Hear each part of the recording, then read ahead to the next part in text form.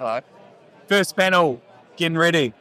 We're going to start off. Do you guys just want to start with a quick introduction, bit about yourself and the company you're representing? My name's Michael Lang. I'm from Savills. I run the residential division for project marketing in Victoria. Thank you. Corey Nugent. I'm the CEO of Resilience Insurance, so Australia's first latent defects insurance provider. And Darren Blair from Blair Property, project marketing specialist, focusing on townhomes and apartments across Melbourne. So we'll kick it off with you, Darren. Tell us what's going on out in the field at the moment, compared to, say, 12 and 24 months ago. I think a saying that says, when things change, but nothing ever really does. And for the last 12 to 24 months, Melbourne has been in a more challenging environment than we would have probably all liked. But at the same time, I think that there has been success stories and there continues to be success stories. One thing that we are noticing, obviously working on a lot of projects across different markets, is that we're seeing, from 12 months ago, we're seeing a huge influx of the Sydney buyer coming, or a little bit of Brisbane, the Sydney buyer coming back in, especially like SMSFs, looking at, the opportunity for Melbourne, as obviously the pricing has been subdued over the last few years. On top of that, in terms of the sort of downsizer market, we know that buying cycles are taking a long time. So what's, changed is how we communicate with them, how often we communicate with them, and, various bits and pieces around that. So, from our perspective, a lot has changed, but not as much as change as we would have liked it to. And when you say about the interstate buyers, because I think that's right, and a lot of buyers we've been talking to are getting exposed to the channel group seminar type companies in New South Wales. 18 months ago, those channel groups were pushing people into Queensland, and we had a huge volume of people from New South Wales looking at Queensland projects. That same cohort has pretty much completely swung now to Melbourne, to the point now we've got about 15 to 20% of all projects being viewed in Melbourne-based projects being viewed are coming out of New South Wales. And we've done some consumer testing, talking to people, and it's the channels in New South Wales. And people don't always buy through the channels, but it's kind of causing demand and driving demand towards Melbourne. Are you seeing stuff like that in terms of? Exactly. Obviously, that is usually in a product type that is 4, 5, 600, not much at 400,000 anymore, but like 5, 6, 7, up to 1, 2, 1, 3, 1, 4. We're sort of seeing a lot of that activity at the moment. We obviously, Melbourne had a huge run of the rental prices going up, so the yield play is very strong. There's a good story to tell. It feels like that Melbourne is the next hotspot at some point in time. So I think that's the story that's being sort of told. And this is kind of a moment, but people outside of Melbourne are kind of confident in Melbourne. We need people in Melbourne to be confident of people in Melbourne. Yeah, well, everything Darren says is right. I don't need to be here. He knows it all. One of the biggest changes I've seen is naturally just projects getting delivered, full stop. Yeah. There's very few launches that were happening or that have been happening. We've seen like a few launches that have started this year, 640 Burke, and a few of the larger ones where they can lean into the channels a little bit more. But the biggest change has just been actually getting projects getting launched. That's been the biggest challenge for all of us and having stock to sell. But like what Darren was saying, all of our love is coming from Queensland mainly at the moment. It's very national. We're not getting any international. It's very, very national, and they've had great equity that they've been able to build up in their own properties, and the house prices there have done exceptionally well, and their apartments have done exceptionally well.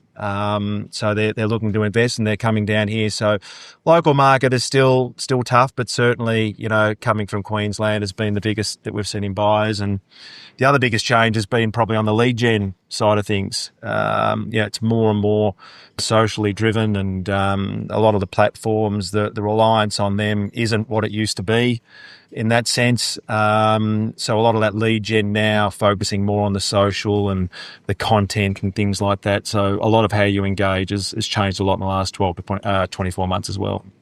Yeah. Totally. And obviously, Corey, there's been a big change in your world in relation to what the Victorian government's rolled out. Do you want to just talk a bit about that? Yeah, sure. So Victorian government announced earlier this year, or passed legislation earlier this year, to bring in a strata bond, similar to what's existed in New South Wales for some time. Now, the industry is not going to be happy about that. That's obvious. Their view is going to be it adds a cost. It doesn't actually do that, and that will come through experience. But what we've been able to do with the government in that space is work on the latent defects insurance proposition to be an alternative to the bond.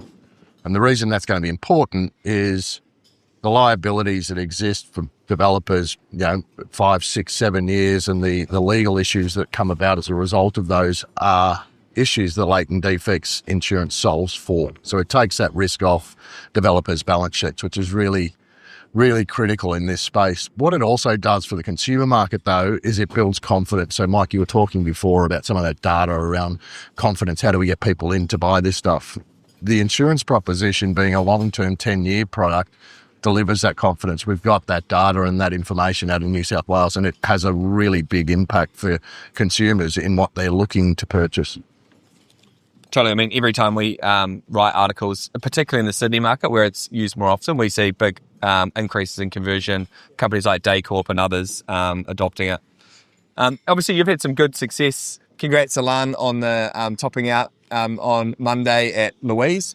What are some of the trends that you're seeing in terms of buyers at Louise and other projects as well? And what types of buyers and what types of products are working? Yeah. I'll sort of go back to what I was saying earlier. I think we've got a fair few different projects in market at the moment, and I don't think that there's one particular product that is solving all at the moment. One thing I will say is that really understanding who your market is and understanding what your exit is for that project. So, for example, we got some beautiful apartments in Brighton, and we know that our exit strategy on that project is a downsizer. And it's pretty much someone that's going to be selling out of a family home.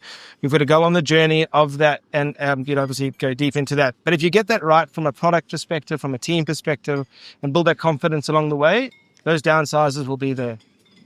But at the same time, if you've got a product maybe like Louise, where there's a few different other types of buyers that have come into that project. There's been out-of-towners, there's been some internationals, there's been investors, there's been first home buyers, there's been single ladies, all that sort of thing, like divorcees. There's been every person you can possibly think of. So from my perspective, I don't believe it's actually one particular product that's solving all at the moment. I think it's about understanding the exit strategy for that particular product and how you're going to get it into the right hands. And what impact do you think the 5% initiative from the government's going to have in terms of the deposit piece and no LMI? Well, we obviously know that's going to help. Obviously, products under 950 is the most critical part of it. At the moment, there's not a whole lot of products at the moment which is sub 950. Obviously, we've got some ones and some smaller twos.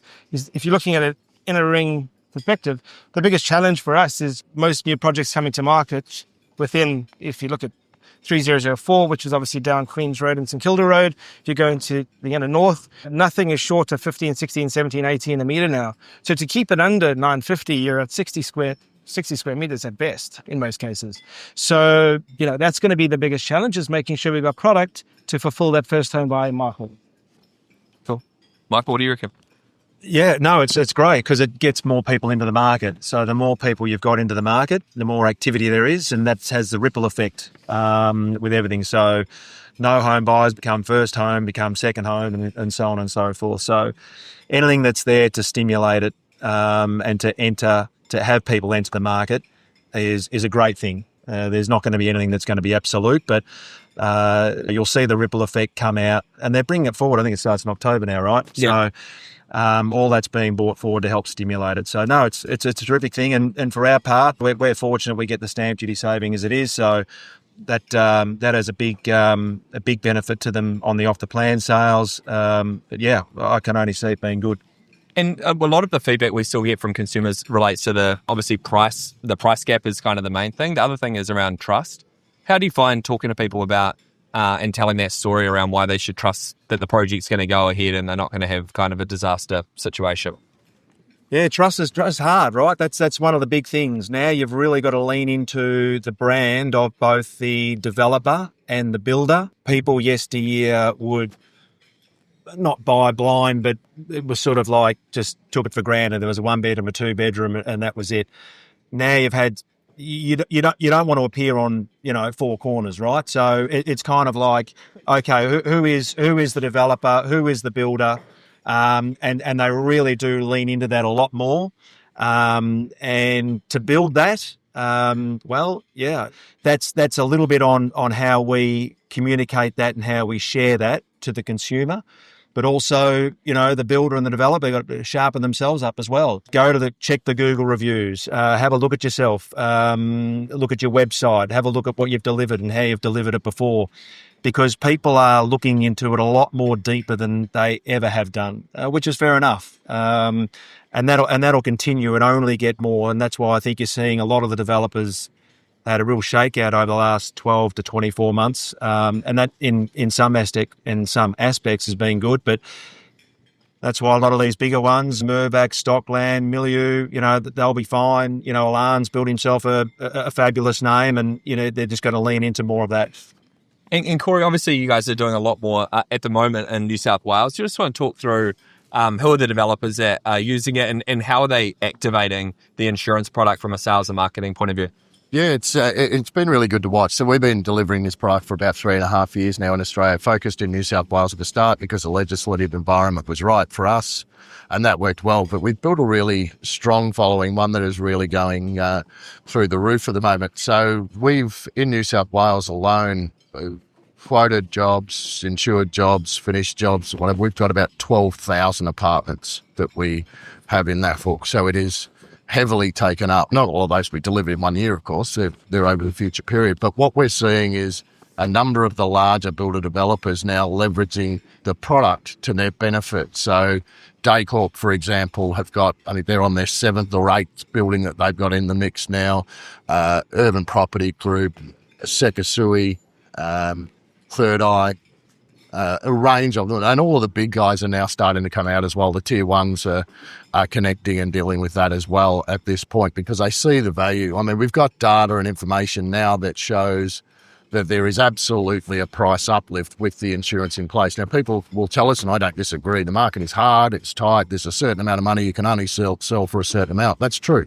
But in the downsizer market, which is really heavy at the moment, those buyers are looking for confidence. They're looking for security and surety, and they want to walk in, buy, and not have problems or have an issue with any builder or developer at that point, as good as they might be, to have to come back. That's where the insurance steps in. So those bigger guys are now pushing the LDI product into their feasibility, into their delivery strategy, and selling it in the display suites right from the start.